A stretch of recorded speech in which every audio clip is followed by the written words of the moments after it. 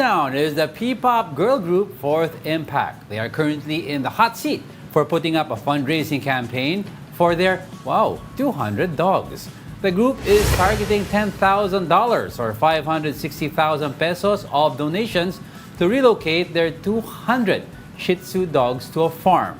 Pet owners called the girl group irresponsible pet owners for overpopulating their dogs. Despite the flack, the former X Factor UK contestants have raised $8,000 or almost 450,000 pesos so far. So, may nakita ko, may mga pina-adapt naman sila. Kasi may mga friends ako, kilala mo rin siya, na got a dog from them, adopted a Shih Tzu. I think two or three of them. Pero 200 kasi is a lot. So, hindi nila kaya pa-adapt Tsaka lahat kasi yun at the nga, same time. nagpapa-fundraising sila for that. And nagkaroon nga ng mga, yung mga netizens nagko-complain din, or nagkakaroon din ng sarili nilang opinion na nagpapa-fundraising kayo, pero and yet you guys can afford to go to Taylor Swift concert in Singapore, if I'm not mistaken. So, I don't know kung ano yung masasabi nila about that. Well, you don't know naman kung sila bumili ng Taylor Swift or may ex sa management and stuff. Ang point is, while hindi dapat sana umabot ng 200, kung if you were careful from the start about having them adopted, pero at least man lang, ginawa nila ng paraan. Yun ang importante. Responsible for parenting. Ginawa nila ng paraan. Maybe a little too late kasi 200 na yun. Pero at least, di ba, they're trying something. Okay, so that's your 10. Ano ang ating next? For our 9th spot today, the cause of death of multi-awarded actress Jacqueline Jose is now confirmed. Jose's daughter, Andy Eigenman, revealed in a press conference that her mother passed away due to a heart attack. Accompanied by some family members, Eigenman expressed gratitude for the prayers and condolences extended by many, but also hopes for respect and privacy during their time of grieving. Jose's family also believes that no foul play was involved, and the Philippine National Police supported this in accord with their investigation. Eigenman expressed appreciation for her mother's legacy through acknowledging her great contributions in Philippine cinema. Just like to say that her undeniable legacy will definitely forever live on through her work, through her children, grandchildren, and the many lives she's touched. As she herself, her life itself was her greatest obra maestra. Thank you.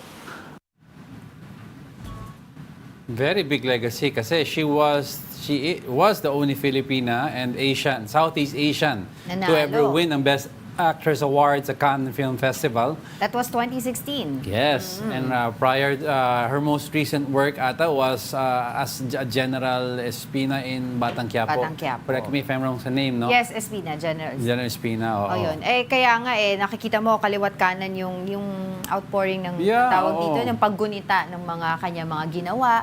And aside from being a good actress, syempre kinilala din yung pagiging mabuti niyang tao sa kapwa artist. Kaya nga nakakaiyak din yung picture na pinost, I think the late Jacqueline Jose, she posted, I think December, kay Sir Ronaldo Valdez, the picture of them together when he passed, di ba? So she posted a picture of them together, and now both of them are already gone. She already left us already. Again, our condolences to the family. Hindi siya mapapalitan, and you're one of a kind actress, truly. All right, let's move on to our next. Moving on to our 8th spot, 2 Filipinos in Japan are now facing murder charges for the deaths of a Japanese couple. Here's the report. 2 Filipinos, Hazel Ann Morales and Brian Jefferson de la Cruz, could face death penalty if they are proven guilty over the death of Japanese couple Norihiro and Kimi Takahashi. Last week, a new arrest warrant was issued against them for murder and breaking into a residence. This is on top of the warrant for abandonment of corpse. According to reports, Morales' DNA was found in the knife used for the murder, but the Japanese police have yet to confirm this to the Philippine Embassy. The Foreign Affairs Department said there could be a decision in the case by the end of the month. Of course, ang importante is to make sure that due process is followed and that they have their lawyers. One thing for sure, we'll fight for our kababayans. Morales maintains that she is innocent, while De La Cruz said he was just implicated. Hazel's family is now appealing to the government to help them see their loved one in Japan. Kung mabibigyan po kami ng pagkakataon o chance na makapunta po sa Japan, igagrab po namin yun kasi hindi po kami magdadalawang isip kasi para po kay ate mo. The Philippine Embassy in Japan said they will reach out to the Japanese government, but they admitted that it might be difficult for now. Na maski kami nga, kaya kami magpaalam para makabisita kami. So, at a certain point, pwede na siguro mag-visit. Pero as of ngayon, hindi pa po pwede habang under investigation pa sila. Yun yung keyword there, under investigation. So while they are under investigation, ang important dyan is the authorities, even from our Philippine side, keeps an eye on how the investigation is going to make sure na fair. Kung guilty, gano'n naman talaga eh. Pero if hindi naman guilty, then at least man lang, ngayon pa lang, hindi na yung hihintay mo pa yung appeal bago mo itatry i-prove yung innocence. Ngayon pa lang, you gather what you can gather. Try to defend them properly. Sabi naman nila, they'll try their very best para matulungan nga mabigyan ng assistance itong dalawang Pilipino dahil we don't know yet the whole story about the... Wala pa kasi investigation eh, di ba? So it's hard to comment They were arrested January. Yes, because DNA daw was found on the knife, the murder weapon, di ba? And the other one, the guy is claiming na nadawit lang siya, na he wasn't even part of anything at all. Let's see as it moves further when details come and they pour in. Mahirap talaga maging OFW.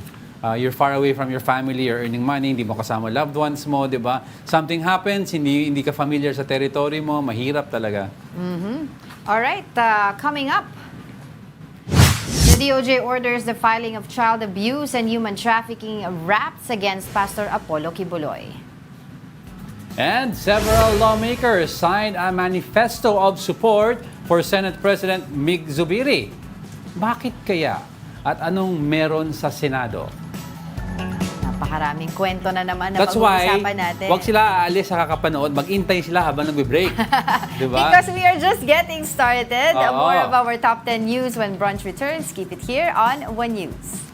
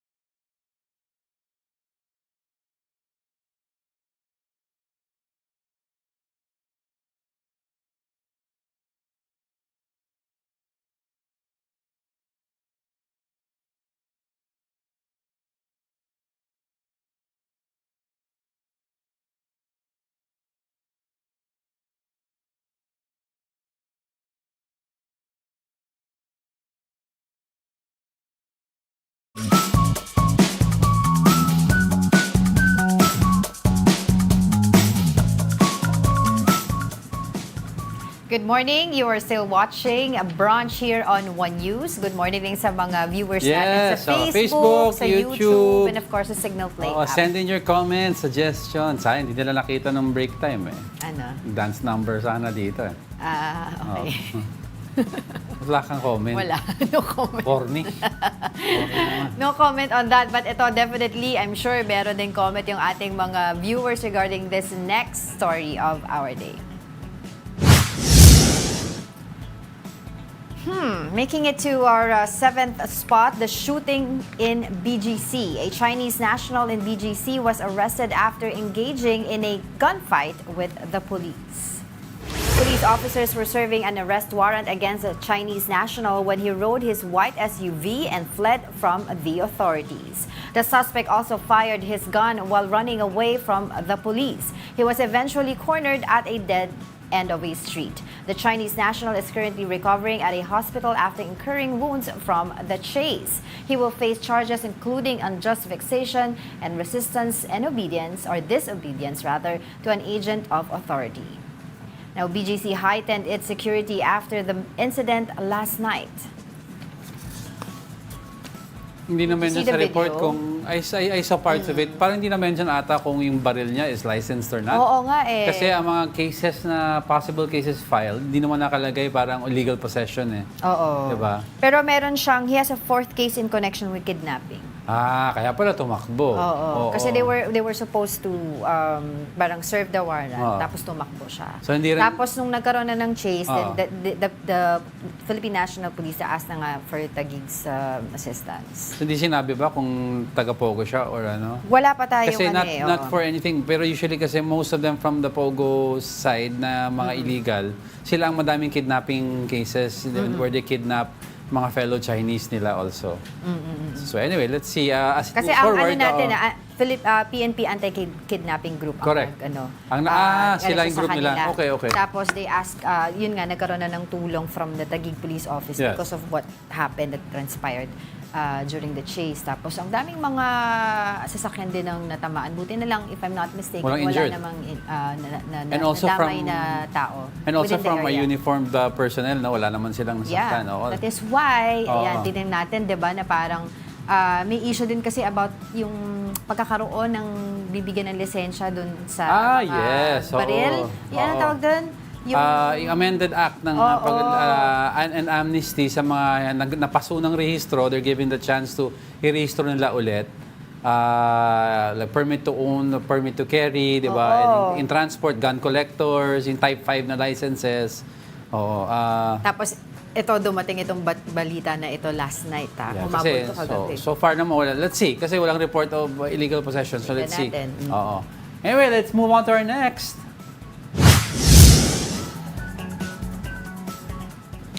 We're on our sixth already, and it's all about Kibuloy. The Justice Department orders the filing of charges against Pastor Apollo Kibuloy.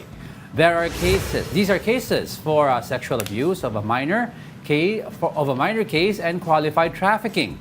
The DOJ has also issued a precautionary whole departure order against Kibuloy. Meanwhile, members of Kibuloy's Church, Kingdom of Jesus Christ, staged a support protest, with some of them holding banners that say, "Protect Pastor Apollo Kibuloy." Both the Senate and House of Representatives have issued subpoenas for Kibuloy after failing to show up in the separate hearings on the alleged abuses in his church. Ang lumalabas talaga rito ay meron talagang kailangang panagutan si Pastor Apollo Kibuloy at ang kanyang mga kasama sa isang complainant po, sa isa pong nagre-reklamong nung panahon na yun ay menor de edad. Mabuti na ho na magkaroon din ng hustisya, yung humihingi ng hustisya sapagkat napakatagal na panahon na po ito nangyari. Finally, meron ng possible action justice na from the SOJ. From gagawin. na gagawin. Kasi for the longest time, laging mga usap-usapan lang ito. Tapos yun nga kung a-attend naman siya sa hearing mamaya sa Senate. Which we doubt. Which we doubt. It's going to be, sabi nga nila, in aid of legislation only. Because if the DOJ is already have charges to be filed, parang nagiging moot and academic na yung yung pag-appear niya sa Senate because pwede sabihin ng lawyer ni Kibuloy, meron nang magkakaroon ng cases sa pwede DOJ. yun. So, tahimik muna kami. Doon na lang kami sasagot. Hindi na lang sa Senate or sa Congress. Tapos, ang question pa ng madami is, ang question kasi ng madami is, pag yung cases sa states na nauna nag-file sa FBI, di ba? And pag naging guilty siya dito, ihaharap ba natin, ipapadala ba natin siya sa US para humarap sa cases filed sa US para justice will also be served? Or ano yung plano nila? Will he remain here in the Philippines, whether guilty or ano? Yun ang madaming At answers. saka, yun nga, yung questions Na din kailangan.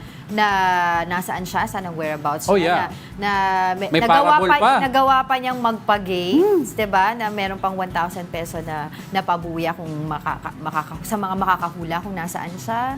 And of course, itong this is also a big step sa Department of Justice, yung precautionary departure order na kanilang ginawa. 'Di ba? Kasi nga a lot of people are saying baka mamaya lumipad din ng ng ibang bansa, pero yun, dahil nga dun sa kanilang yung precautionary departure order na yan ay makikita natin, 'di ba?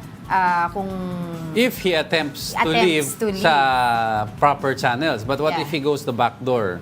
Yun ang hindi natin mababantayan. Anong backdoor yan? Pero ito, bakit ba mainit ulo mo? Hindi Kumain ka na lang ng lugaw. Hindi, mainit ulo ko. Hindi, Abangan mamaya. natin mamaya kung a-attend si Pastor Apollo Kibuloy sa magiging Senate hearing na pangungunahan ni Senator Risa Ontiveros sa kanyang diba, komite. And kung maglalabas ng statement, yung isang wait religious lang, leader... kung lalabas ng statement sila, Atty. Topacio. yeah, correct. He should attend because yung isang religious leader nga nag-attend eh. Yung what's his name? Yung si Aguila. Oo. Na hindi na daw siya ang leader because umalis na daw si Jesus sa kanya, lumipat sa bagong leader. Magulo yan, magulo. Magulo yan. I'm just saying. Oh, yeah. Alright, sige. Ano ba ang ating next topic for today? Nako, ihanda nyo na ang inyong mga wallet dahil hiking to our fifth spot is the rise of chicken and pork prices and the drop in fish prices. The Agriculture Department or DA reported that the price of chickens have increased by 20 pesos. It is now around 150 to 220 pesos per kilo. Wow. Meanwhile, pork belly or liempo is being sold at around 340 to 410 pesos. The United Broilers Raisers Association said some farmers did not increase their chicken stock after the oversupply in 2023. Meanwhile, the Samahang Industriya ng Agrikultura o SINAG insisted that the price of pork belly should not exceed 400 pesos per kilo because of the African swine fever. Now, the good news for those who will buy fish, the Bureau of Fisheries and Aquatic Resources said the retail price of galunggong has decreased by 50 to 60 pesos per kilo. This as commercial fishers are now allowed to operate in the Visayan Sea, Zamboanga Peninsula, and Palawan after the closed fishing season ended on February 15. However, BFAR warned the public to expect increase in fish price during Holy Week. Well, mapipilitan lang mga tao kumain ng fish more. Healthier choice. But kasi ang staple ng madaming Pinoy, alam mo ba, in Southeast Asia alone, we're one of the highest in consuming of chicken. And as it is, bago nagtaas ang price ng chicken, mas mahal na nga tayo sa mga Southeast Asian neighbors natin. Alam mo nga, most of the outlets or fast food outlets, they import chicken from Brazil or South America because it's cheaper with the exemptions. Naalala mo ba yung time na nawalan ng chicken mismo yung chicken food chain dito sa atin? We went to a specific food chain in a mall. Yun. Na-news yun. Tapos, nung papasok na kami ng restaurant, sinabi ng waiter, "Sir, disclaimer lang po, sa menu hindi po available ng chicken." Pero chicken food But yung chain sign ka. kasi at saka yung decoration ng place, may chicken. Pero walang chicken. Ayun nga, kasi it goes to show you na talagang maraming sa Pilipino. Sabi mo nga kanina, 'di ba, na maraming We import. kumakain. Cheaper kasi ang Tapos, chicken from South America. Yeah, tapos ngayon magmamahal. And then you see the pork belly. Naku, napakasarap. Basta, tignan natin, 'di ba meron tayong kakausapin? Pwede. Okay, sa mga nagbabudget ng kakainin sa Holy Week, the price of vegetables has increased in some markets in Metro Manila. O magkano na kaya yan? To know this, we have mobile journalist Francis Orsho reporting to us live from Novaliches Public Market in Quezon City. Francis, asa ka na ba? Ayun, si Francis, magkano na ba yung gulay? And ano ba yung rason, ano ba yung dahilan bakit nga may mga pagtaas ng presyo? Angela, nandito na tayo sa Novaliches Public Market to check the prices of ipamunahing binibili dito sa palengke. And nakita ka natin yung pagtaas na nilang presyo ng mga gulay, especially yung added vegetables, including yung carrots, patatas, pati yung pechay bagyo, tsaka yung mga nagulay. Dahil according sa mga retailers na nakausap natin, ay meron daw nagkakaunting supply na pinag-aakatan sila dahil nga ilan sa mga ito ay nanggagaling sa Benguet. And nakita rin natin, pumunta tayo sa Benguet na yung mga ilang pagsasaka doon ay nagdedesisyon na rin na baka hindi na magtanim for the following months after this harvest season, this month of April, dahil nga daw sa kakulangan sa patubig. So yun yung mga ilan sa nakikita nating dahilan kung bakit tumataas yung presyo ng gulay dito sa mga palengke sa Metro Manila. Mm-hmm. Yes, Francis, wait ka lang ng konti. Medyo choppy yung audio natin, ha? Okay. Hi, Francis. Siyempre, nagtaas na yung chicken, if I'm right. Yes. Pork, nagtaas. Should we expect the prices to go up in the coming weeks? Of course, yan ang gusto malaman ng mga viewers natin. Angelo, for the prices of chicken here dito sa public market, actually nakita natin na medyo mura pa yung mga presyo ng mga manok dito na sa 140 pesos per kilo yung isang buong manok. And kung makikita ka natin dito sa mga ibang presyo ng manok, according na rin sa anunsyo ng PE na magpapatong ng 20 pesos, ay yun yung nakikita naman natin na inaasahang magtataas pa sa mga susunod na linggo dahil nga dito sa kakulangan din ng supply. Tanong ko na rin dyan yung sa isda. 'Di ba kasi sabi nga nila medyo mabababa yung presyo ng isda. Kamusta dyan sa market kung nasaan ka? Angela, for the prices of fishes here dito sa Novaliches Public Market, inakitaan din natin ng stable pagdating sa mga presyo. Sa galunggong actually, ang presyo dito ay nagkakahalaga ng 240 pesos per kilo. Sa bangus, naglalaro yan sa 140 to 170 pesos per kilo. At sa tilapia naman, from 110 to 120 pesos per kilo. Ayon sa mga nakusap nating retailers, stable pa raw ang mga presyo na yan. And we are expecting na mapapalalo na sa presyo ng galunggong at ng bal dahil according na rin sa Bureau of Fisheries and Aquatic Resources, inaasang natin yung pagbababa ng presyo dahil sa pagkakatapos lang na close fishing season o yung pagkapag-ducting dun sa pangingisda. Yes, how about, Angel, yung gusto ko lang matanong before you move on, no? Francis, because upcoming yung sa Holy Week, we know pag sa Holy Week tumataas ang demand ng seafood. Diba? We understand already yung fluctuations sa chicken and pork. But regarding seafood, do we expect any more spikes during the peak of the Holy Week season? It's actually isa yun seafood. Isa yan sa mga nakikita natin tataas, especially during the Holy Week season, dahil nga yung mga kapatid natin Katoliko, yan yung mas pinipili nilang bilhin para na rin kumbaga to pay courtesy doon sa pag-aayuno. Dahil ito yung mga isa sa iniiwasan nila, yung pagkain ng mga karne, kaya mas pinipili nila yung pagkain ng mga isda. At sabi na rin ng mga retailers dito, asahan yung pagtaas ng presyo ng mga isda dahil mas tataas yung demand at mas dadami yung mga bibili. Sige, baka Francis, why don't you go around and baka pwede tayo may makausap dyan ng mga mamimili or mismo mga nagtitinda. Kamusta naman yung kanilang experience today pagdating sa usapin nga ng pagbebenta? Tatanggalin ko lang yung microphone sa katawan ko. Oo, Francis, maglakad ka at magpisil-pisil ka ng mga pisning, mamink-mink.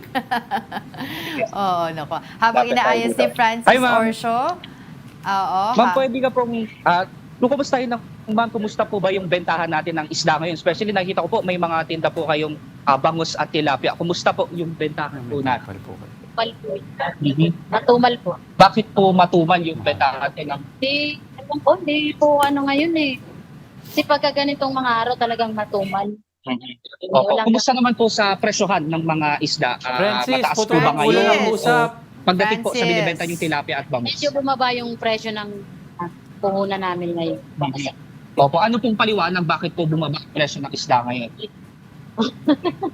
hindi ko alam.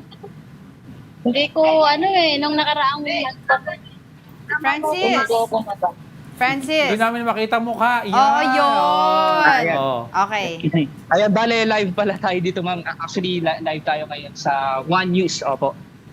Ayun po. Sige, ayun nga, Angelo, base kay ate na nakausap natin, mababa yung presyo ng mga isda ngayon dahil nga sa mga dahilan, yung sapat na supply na napagkukuhaan Okay. nila sa pinag-aangkatan nila. So, isa yun sa mga reason daw kung bakit mababa yung presyo ng isda ngayon. And what else? Baka may makausap ka pa dyan ng mga mismong mamimili para malaman natin, di ba? Direct information from them kung ano-ano yung mga binibili nila dyan. Ano yung pinakamabenta dyan sa may Novaliches Market? Kasi kada market may iba-ibang pinakasikat na items. Sir, hello sir. Sir, pwede po ba magtanong? Tungkol lang po sa presyo po ngayon ng bilang kayo po ay mga retailer dito sa Novaliches Public Market. Ano po yung pinakamalakas na binibenta po ngayon dito, sir? Diba kasi sabi ni kasi paa ng manok, isaw ng manok, pinakamalakas na like, hindi ko alam eh. Kasi karamihan dito mga isda. Pero ang malakas sa amin yung mga paa ng manok kasi ito ang tinitinda namin. Pero dito po, kumusta po yung dami ng mga mamimili dito sa Novaliches Public Market? Medyo matumal ngayon. Medyo matumal. Kasi Naasahan pa po ba natin na nadami yung mga bibili lalo na paparating po yung Holy Week? hindi ko lang masasabi. Kasi naman yun minsan biglaan Biglaan yung yung pamimili. Hindi natin hindi natin masasabi. Okay po. Sige po, marami pong salamat. Sige po. Ayun, Angela, kung mapansin kasi natin dito sa area, medyo kakaunti talaga yung mga Matumal. mamimili sa paligid. Kasi nasa alas 10 na rin tayo ng umaga and Oo. medyo kumonte na rin I was yung mga gonna say taong that. pumupunta dito. Kanina umaga, mga bandang alas 6 at alas 7, marami tayong nakikita. Pero dito sa area na to, kakaunti yung mga, halos wala ka tayo nakikita mga mamimili. Puro ka nagtitinda lang sa kanilang mga pwesto. Yeah, usually kasi maaga talaga namimili, di ba, pag pupunta ng Correct. palengke para fresh pa. Yun nga sabi nila para meron. The earlier the better. Lalo na pag naman. seafood sa... Yeah. Alright, sige, maraming salamat sa iyo, mobile journalist Francis Olsho, reporting live from Novaliches Public Market sa Quezon City. Yes, and we were talking kanina about the About, possibility of Apollo Kibuloy appearing in the Senate or the lower house. And apparently we have breaking news to share with our viewers. Angel. Okay. Senator Risa Ontiveros cites Apollo Kibuloy in contempt for failing to appear before Senate hearing on alleged abuses against KOJC members. So Ontiveros also orders for his arrest so he may be brought to testify before the Senate. So yan po ay from News 5 and of course sa atin One News PH. Now, what's going to be interesting to see is how this arrest will be enforced together with the PNP, knowing fully na ang daming supporters ni Pastor Exactly. Apollo Kibuloy who may barricade his whereabouts, or do we even have information as to his whereabouts, or if... And this is also different doon sa sinasabi naman ng Congress, Yes. na sa Senate Congress sa Congress, is, franchise issue yan. Ito Abuses. yung abuses. So within the church. Oo. Kasi retrospect lang, di ba, yung una nag-testify, I think, was a Ukrainian woman ba? Yung iba, mga former members yung sila. first, And if yung you first were- na nag-testify. Yeah, and if you were Yeah. able to watch the Senate hearings before that, talagang nandoon yung mga witnesses detailing yung kanilang mga experiences under Pastor Apollo Kibuloy. Correct. Oo. Okay, so yun po yung development ng story na ito. We'll keep And you we'll keep updated, as diba? to what Posted. happens next. Oo, kasi developing itong nangyayari na to dahil today is the I don't know kung pang ilan na tong hearing sa Senate na ginagawa nila Senator Risa Ontiveros, and yun nga ang pinag-usapan noon dapat talaga pumunta siya ngayon, pero hindi siya pumunta, so cite in contempt at the order pinapa-arresto for na arrest, siya to go to Senate. Okay, next.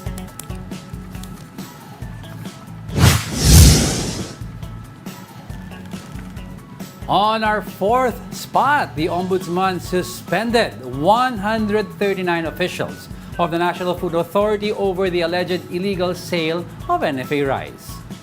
These officials, including NFA Administrator Roderico Bioco, are suspended for 6 months without pay. According to the Ombudsman, there were enough grounds for their suspension. The move would also ensure that the investigation is impartial. NFA Assistant Administrator Lemuel Pagayunan earlier said that some 75,000 sacks of rice were sold to selected traders without bidding. The Agriculture Department, for its part, said they will implement the Ombudsman's suspension order. At hindi natin palalampasin ang anumang uri ng korupsyon. Kaisa ako sa ating Ombudsman sa layunin nitong alamin ang katotohanan at parusahan ang dapat maparusahan.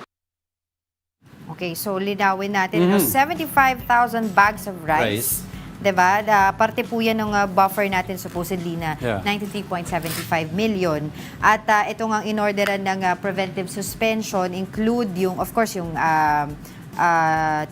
head, diba, for operations si John Robert Hermano, 12 regional managers, 26 branch managers and 99 warehouse supervisors all over the Philippines. Kasi yung mga warehouse supervisors, bakit kasama sila? Kasi pinaripak eh. Pinaripak. Saka ang instruction ng administrator supposedly based sa salaysay was wag daw sabihin galing sa NFA, tinanggalan ng label, parang iniba yung label ng NFA and they're sold as a more premium rice sa prices. Yun ang instruction. Can you imagine? So, abangan natin yung magiging detalye ng investigation na yan while they are being under preventive suspension I think 6 months. Yeah, 6 months. And sabi nga nila, this could stem pa from way back. I mean, pwedeng 2019, di ba? Kasi yung sistema doon at sino-sino pa yung mga kasabwat na ginagawa ito. Preventive suspension could be cut earlier if they're found guilty or if they're cleared immediately. So for we'll have to wait. For the meantime, DA Secretary Francisco Tiu Laurel Jr. would head NFA muna until makapag-appoint daw si Pangulong Bongbong Marcos ng magiging bagong head ng o maging acting head ng NFA. At serious itong itong issue na to dahil lagi 'di ba for the couple of years lagi ang pinag-uusapan paano yung sa NFA. But okay, moving forward, switching gears now for our next top story for today. Our top 3 story for today, President Bongbong Marcos in Australia. The country inked 14 business agreements in Australia worth 86 billion pesos. Some of these deals are renewable energy, digital health services, and building data center. President Marcos also invited Australian entrepreneurs to come to the Philippines and assure them of simple regulations for their businesses. Prior to this, PBBM spoke at the Lowy Institute in Melbourne about the security in the West Philippine Sea. He said the bilateral talks with China will continue amid the tension, but insisted that his administration will oppose China if they refuse to recognize our sovereign rights in the West Philippine Sea. Our independent foreign policy compels us to cooperate with them on matters where our interests align, to respectfully disagree on areas where our views differ, and to push back when our sworn principles, such as our sovereignty. Okay, so that's 86 billion pesos worth of business agreements. Yes, yung mga pledges. Mga pledges. Yung mga from, kasi nakailang business foreign trip na rin siya, diba? And every after business foreign trips niya, we've been reporting kung ilang million worth of business agreements, sa mga pledges ang dinadala niya from different countries. And sana makagawa tayo ng report about it, kung nakuha na ba natin, kung nandito na, tinatamasa na ba natin, yung mga ganun. Actually, I think last year, on the average, may sinabing data from, I think, was Statistics Authority or another government agency of how many % fall out from the initial pledge. Kasi hindi naman a certain percentage only makes the money only makes it to shore from the agreement as a percentage of it. So we have to get back on those numbers kasi we don't have them right now. But it's nice to take a look na ano yung conversion rate ng historically ng Philippines when it comes to pledges. Yeah, but this for Australia naman, history says naman talaga na Australia has been friendly to us. 'Di ba? Sabi ko nga sa iyo, Yes. ito yung dalawa lang kasi tayo may visiting forces agreement, US and Australia. And Australian businesses, ang only complaint lang nila ever since most of the business owners is that the ease of doing business is not so... business climate here in the Yes. Philippines. Kaya yung President Bongbong Marcos promised them a simpler way of doing business. So, sana matupad. That would be good kasi may data center. Promise is one issue. Implementing it is Yeah, but kasi another ang one. daming magandang business sa pasok. One of which nakita ko is a data center. Yeah, Which is, marami. maganda yan if it translates. If And I hope it does. I hope it does. Yeah, of course. All right, don't go away because we're not done yet. May dalawa pa. Stay with us.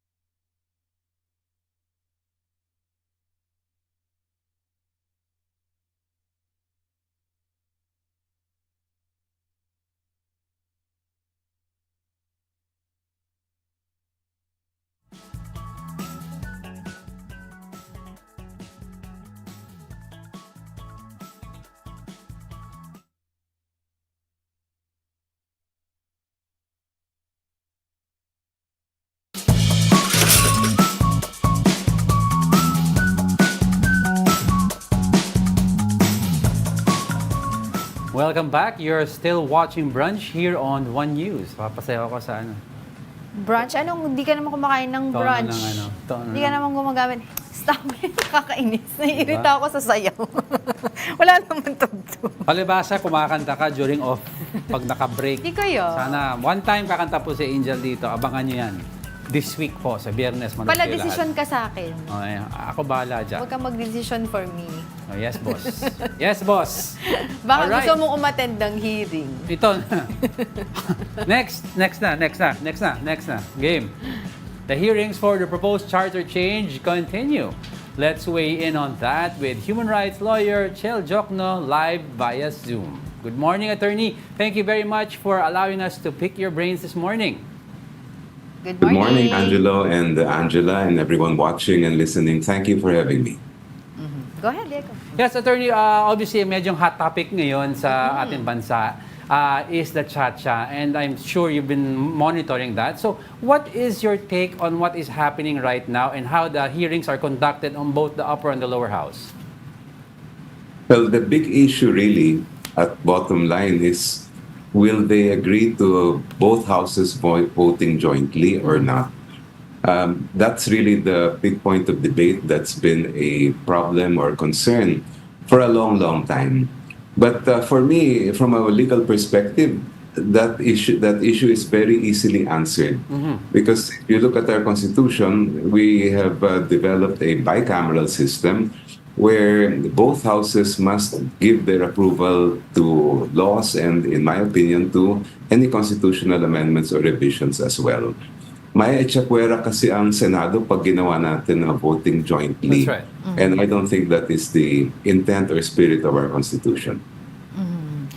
For retired Justice Vincent Mendoza Yeah. said hindi daw po dapat mere legislation ang ginagawa ng both houses natin, upper and lower, dito sa pag-amend ng Constitution. What's your take on that? Well, if we're really serious about changing our Constitution, number one, I think that we have to study the matter very deeply. And for me, among the three available methods for changing, amending, or revising the Constitution, the best for the people really is a constitutional convention. It doesn't have to be done now. I think that the time to do this maybe would be sometime down the road. Saka natin pag-usapan, pagplanuhin muna natin. To me, the problems of our country are so serious that we shouldn't be talking about charter change right now. We should be addressing the issues of inflation, the high cost of electricity and water for many of our people, the issues of education, the crisis we have in education, and as well implementing universal health care for everyone. Yes, but attorney, the argument there would always be, if not now, when? Kasi, di ba, parang for the last decade, every administration, yan ang sinasabi nila, ang pagsasaayos ng ating constitution. And yes, we understand that there are a lot of problems in the country, pero yun nga po yung argument, if not now, when? What do you make of that? You know, the whole spirit of the Constitution really provides that any change in the Constitution must come from the people. It should not be a specific political agenda run by a specific political group. But if you look at the past and even the present attempts to amend or revise the Constitution, they apparently have been led by groups with their own political agenda, groups with their own political interest. So I don't think the question really is, if not now, when. The question should be, what do the people really want? Not politicians, not political groups, but what are the people looking for? If there is no real clamor to change our Constitution that comes from the people, then why change it?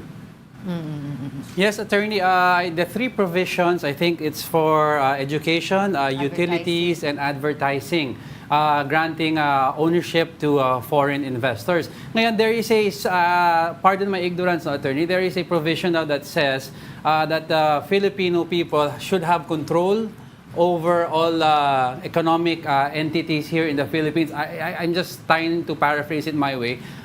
If napasa po tong, na-amend po tong three provisions, hindi ba ito babangga with that provision about control or ownership of Filipinos na very vague pa daw?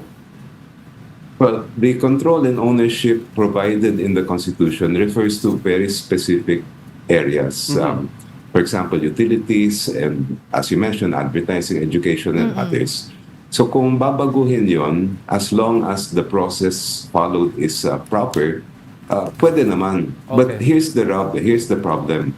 Once, for example, the Congress sits as a constituent assembly to amend or revise the Constitution, then the door is open to changing everything. No matter what promises are made today, kahit na ano pangako sabihin nila na eto lang ang babaguhin natin, economic provisions lang. Once that the Constituent Assembly begins, they can revise everything, even the form of government, even term limits, and there is really nothing to stop them because the Constitution allows the amendment or revision of practically the entire instrument if it's a Constituent Assembly. So yun yung isang rin problema sa proposal nila.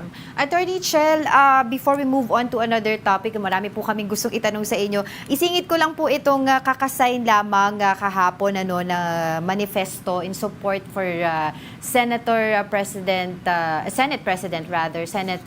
Mig Zubiri. What's your take on this? Is this some kind of loyalty check or just throwing out numbers? Attorney? Well, tingin ko naman, these things happen from time to time in both houses. And I'm sure internally there's a lot of conversations going on, which I'm not privy to. But I am closely looking at the situation because, of course, who will head the Senate makes a big difference in terms not only of Chacha, but other matters as well. Yes, Attorney, we'd like to also move on a little now regarding naman your take on the West Philippine Sea issue, which is very contentious. We went to The Hague, we filed multiple diplomatic protests. What kind of leverage do we need, Attorney, in order to at least gain some semblance of control in the disputed waters to provide our fishermen with at least a safe haven while they do their work or while they go out and fish? I think we have to reach out. We have already been doing this, but I think we can reach out more to the other ASEAN countries that also have a concern about about South China Sea generally, not just the West Philippine Sea. Of course, you have Vietnam, you have Malaysia, you have Indonesia, and Brunei. And one of the things that I hope we can do, this was proposed some time ago by former Justice Antonio Carpio of the Supreme Court, is to sign a convention declaring the entire area as an international marine protected area. That would be great for everyone concerned because that would ensure that no one destroys the reefs and does much environmental damage because as we know, once the environment in the seas are damaged, it takes a long time and some of this damage may even be irreparable. So sana mangyari to. What's your opinion naman po regarding ito po yung PBBM administration sa kumbaga is he going to the right path when it comes to dealing with this yung sovereign issues natin with the West Philippine Sea, yung overall foreign policy po niya? Compared to the policy of the previous administration, which really did not favor our interests as far as our sovereignty in the West Philippine Sea is concerned. I think this administration has taken a better tack. But in terms of overall having an independent foreign policy, that requirement of the Constitution means that we should be independent not only of China, but also of the United States and of any other country, and that we should be forging and formulating our own foreign policy by ourselves. So Attorney, do you see are the moves now trying to strengthening this time, aside from puro U.S. Strengthening with Australia for possible more joint patrols, for possible economic partnership, and maybe a stronger mutual defense agreement with Australia? You know, there are many countries in different parts of the world who have an interest in what is happening in the West Philippine Sea. We have not been able to harness their interest to support our position, which is internationally and nationally backed up by decisions of the arbitral tribunal internationally and locally. We have so many laws that recognize our sovereignty over the exclusive economic zone. So I hope that our government maximizes and harnesses all these countries' interests that favor us. Tanong ko lang nga po regarding of course yung kumusta po yung estado natin when it comes to the issue of human rights dito po sa Philippines, and of course very quick po siguro reaction niyo regarding dun sa naging protest stage protest na ginawa po ng isang senator, si Senator Rice sa Australia during the parliament speaking engagement of President Bongbong Marcos, or before the speaking engagement. Yes, the issue of human rights under this administration is not really much discussed. But I think we have to point out that the very same machinery that was in place during the previous administration continues to be in place in the country today. And that means that the human rights violations continue to happen. And these violations would include very serious issues. For example, I am aware of several cases where you have, for example, a film director who was arrested without warrant while visiting a place down south in Luzon. That's right. You have two environmental activists who were abducted by the military, and there are pending cases with respect to both of these incidents. And these are just two of many that we have been monitoring as far as the human rights situation is concerned. And we continue to be really very, very concerned about this because we are talking about the lives and the dignity of our people. Siyempre, ito isa sa mga gusto rin malaman talaga kung decided na po kayo na tatakbo sa Senado sa susunod na eleksyon, and which party po kayo sasama, or you're going to be independent pa rin po? Ay nako, well, I'm not really comfortable with those types of questions. But first, let me clarify. I belong to the KNP, Katipunan ng Nagkakaisang Pilipino. That's been my political party since last year when I ran for the Senate. And I continue to be an active member of that party. As far as my plans, well, I am determined to serve our people, whether I'm in the in the private sector or in the public sector. Siguro saka na natin pag-usapan yung takbo dahil October pa naman ang filing ng COC. At maybe chill lang muna tayo pansamantala. Chill lang tayo. Parang kasi syempre kumbaga kilala ngayon si Attorney I'd like to sa ask, TikTok. last question very fast. Attorney, ang ganda na po ng presence nyo sa TikTok. Was this really an effort on your part to penetrate the younger market by using TikTok? Actually, no. It was a realization that if we want to bring law closer to the people, then we have to use the mediums of communication that ordinary people use. And TikTok is one of them. I think we've proven that it can become a very good medium for explaining complicated things like the law. And I'm very happy with the following that we've obtained. I'm so happy with the interest that we've generated. Because it's about time that we bring the law closer to the people. You know, one problem we have, lawyers lang ang nakakaintindi ng batas. Dapat kahit ordinaryong mamamayan, empowered pagdating sa law. Dako. Marami pa tayong gusto itanong sa kanya, of course, especially about mga TikTok, but maybe some other time. But for the meantime, maraming salamat po sa inyong oras, Attorney Chel Jokno. Isa po siyang human rights lawyer. Thank you. Ayun. Nagpa-follow tayo, nakikita ko yung mga TikTok na yun. Oo. Sige, bago tayo mawala ng oras, ano ba yung next? Next!